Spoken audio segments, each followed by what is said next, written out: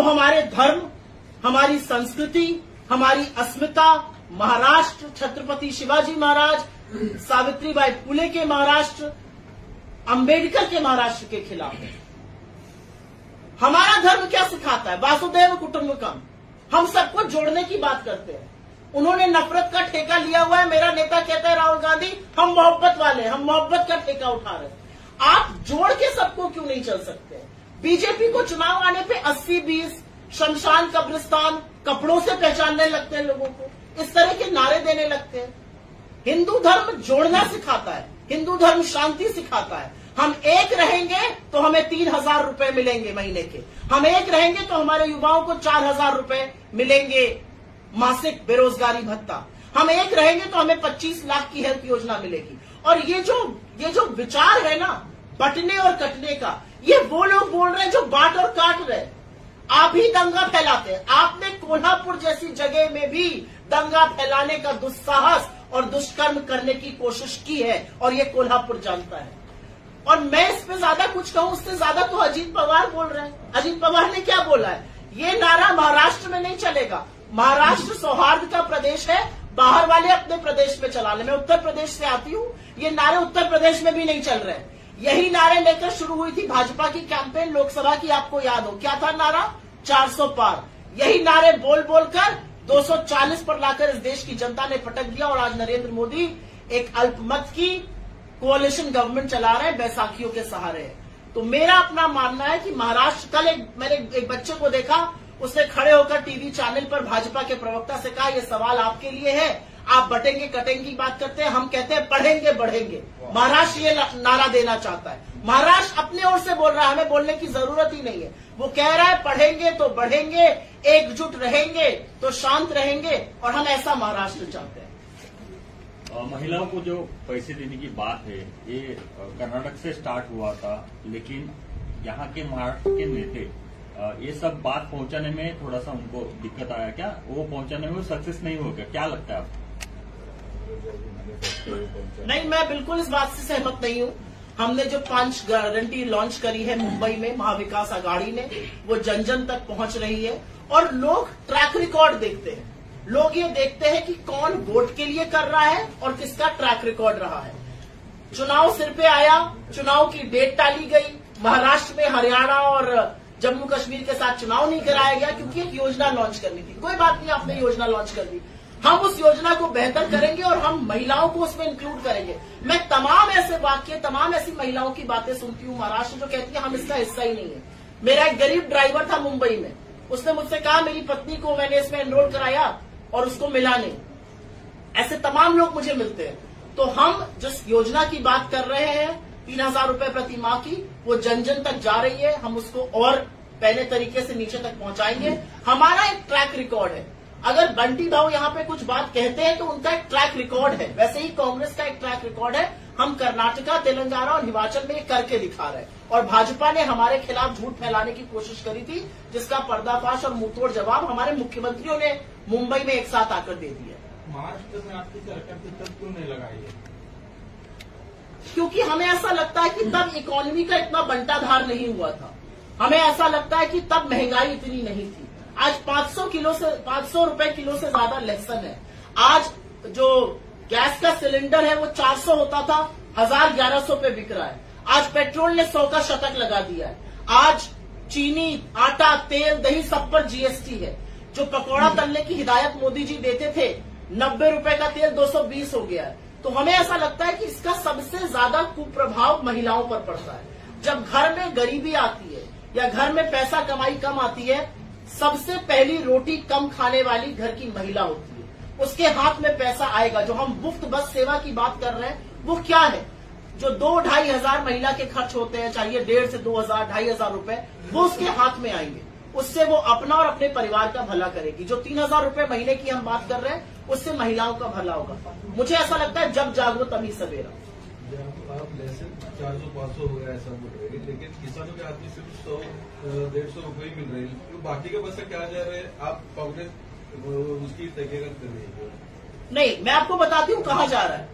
लहसुन का दाम बढ़ रहा है, प्याज का दाम रिटेल मार्केट में बढ़ रहा है, और किसान के लिए आप निर्यात पर प्रतिबंध लगा रहे हैं, किसान के लिए आप निर्यात शुल्क लगा रहे हैं, तो कहीं ना कहीं आपकी एक नीति आपकी दूसरी नीति से बिल्कुल जुदा है।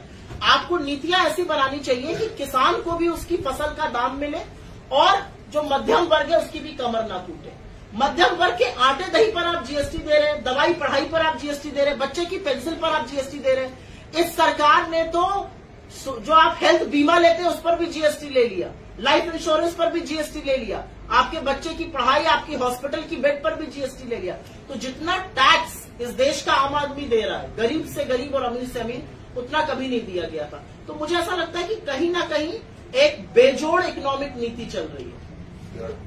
जो बुलडोजर कार्रवाई शुरू है कई राज्यों में वो शुरू है, उस पर सर्वोच्च न्यायालय ने राय दी है कि जिस प्रकार से कई राज्यों में जो बुलडोजर कार्रवाई शुरू है वो सही बात है। अगर कोई दोषी मानता है, अगर कोई गुनेगार है तो उसका घर गिराना सही बात नहीं है। इस तरह से एक बड़ा फेमस 2 लाइन है और वो है कि ताउम्र लग जाती है एक छत बनाने में और तुम्हें तरस नहीं आता बस्तियां उजाड़ने में।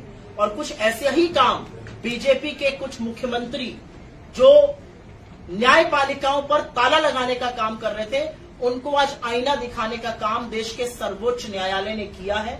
और 2 टूक शब्दों में सर्वोच्च न्यायालय ने कहा है ये बिल्कुल कानूनी प्रक्रिया नहीं है, कानूनी प्रक्रिया से काम होना चाहिए।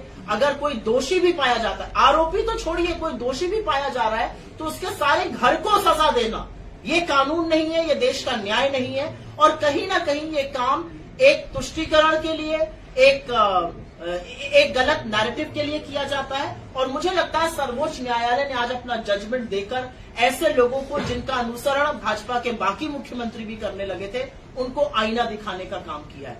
आरोपी को सजा देना, दोषी को सजा देना न्यायालय का काम है, बिल्कुल देनी चाहिए। लेकिन किसी का घर उजाड़ देना, 24 घंटे में आपके पास सारी परमिशन आ जाती है, 24 घंटे में आपके सारे मैप आ जाते हैं, सारी अनुमति आ जाती है, आप किसी का घर उजाड़ देते हैं, उसके बूढ़े माँ बाप, उसके बच्चों की क्या गलती है? सजा दोषी को दीजिए, सजा आरोपी को दीजिए, सजा बाकी घर वालों को मत दीजिए। हो सकता है उनको पता ही ना हो कि वो अपराधी अपराध कर रहा है। तो जो सर्वोच्च न्यायालय ने कहा, हम उसका स्वागत करते हैं और मैं आशा करती हूँ कि भाजपा की सरकारें उत्तर प्रदेश से मध्य प्रदेश तक लेकर इसका अनुसरण करेंगी। महाराष्ट्र में और जिहाद वाली बातें की जा रही है बीजेपी के नेताओं के साथ, क्या कैसे देखते हैं आप इसको? ये जो शब्द है ना, लव जिहाद, वोट जिहाद, ये कैसे शब्द है? आपको लगता है लोकशाही में, लोकतंत्र में ऐसे शब्दों की जगह भी है? ऐसे शब्दों का सम्मान होना चाहिए। वोट डालना हमारा हर धर्म से बढ़कर सबसे बड़ा धर्म है, प्रजातंत्र में वोट डालना। क्योंकि वोट डालकर हम राजा और रंग को खत्म करते हैं, हम अपना प्रतिनिधि चुनते हैं, उससे 10 सवाल पूछने का अपना हक रखते हैं, और जब हमारा मन भर जाता है हम उसको निकालकर बाहर फेंक देते हैं और किसी और को जिताते हैं। ये वोट की ताकत है।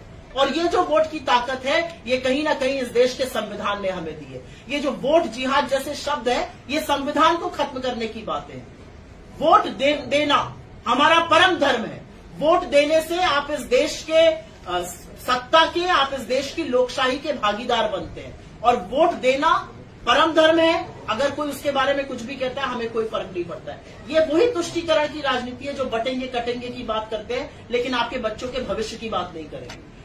इन बातों से महाराष्ट्र की जनता का क्या लेना देना? मैडम, अमित शाह यहाँ आकर कह रहे कि जब तक हमारी सरकार होगी तब तक हम मुस्लिम को आरक्षण नहीं देंगे। आपकी क्या राय? अमित शाह बेचारे का तो थोड़ा बुरा हाल हो गया है। वो आ रहे थे महाराष्ट्र बहुत बार, बड़ी बड़ी बातें, बड़बोली बातें कर रहे थे, फिर मैंने देखा उनकी फोटो ही गायब हो गई अखबार से। आप जैसे प्रबुद्ध पत्रकारों ने अमित शाह जी से ऐसे सवाल पूछे होंगे कि महाराष्ट्र की जनता को समझ में आ गया ये आदमी हमारी अस्मिता के साथ खिलवाड़ कर रहा है, इसने हमारी चुनी हुई सरकार गिराई थी, ये दिल्ली दरबार लगाकर बैठा है, हमारे नेता इनके यहाँ जाके नतमस्तक हो रहे हैं। तो लोगों को समझ में आ गया कि अमित शाह का जब जब चेहरा दिखेगा टीवी पर, हजार वोट गिरेंगे। तो अमित शाह जी का चेहरा ही धीमे से हटा दिया गया है। आप आने वाले दिनों में देखिएगा अमित शाह के दौरे कम होते जाएंगे। पहली चीज, अमित शाह जी भी वही भाषा बोलते हैं जो भाजपा की भाषा है। अमित शाह जी से मैं इस मंच से चैलेंज करके कहती हूँ, मैं तो बहुत अदनी सी कार्यकर्ता हूँ कांग्रेस की, बहुत छोटी सी। मेरे भाई से आकर एक बहस कर लें, नौकरी पर, रोजगार पर, महंगाई पर, कारोबार पर, मुंबई पर, महाराष्ट्र पर, अस्मिता पर, कोल्हापुर पर, छत्रपति शिवाजी महाराज पर एक बहस 5 मिनट की कर ले। गला सूख जाएगा अमित शाह जी का, लेकिन बहस नहीं कर पाएंगे क्योंकि मुद्दों पर वो बात नहीं करते हैं।